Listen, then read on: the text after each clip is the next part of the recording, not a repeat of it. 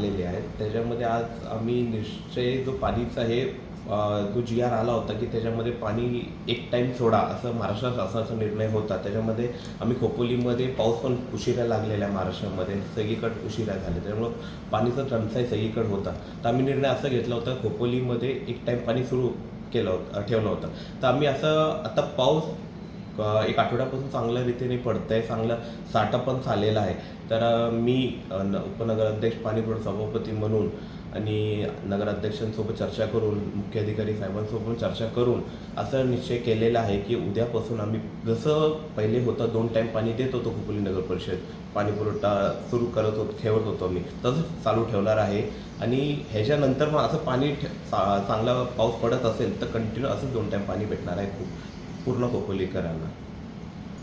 मी खोपोलीकरांना एक आवाहन करतो की समजा पाऊस चांगला पडत असेल किंवा हे चांगलं पाणी साठा होत असेल, पण मी सगळ्यांना आवाहन करतो की पाणी खूप जपून वापरा. कारण की आज पाऊस पडतोय, पुढं कंटिन्यू पाऊस पडणार आहे आपल्याला माहीत नाही. तर मी विनंती करतो की पाणी जपून वापरा सगळे खोपोलीकरांना.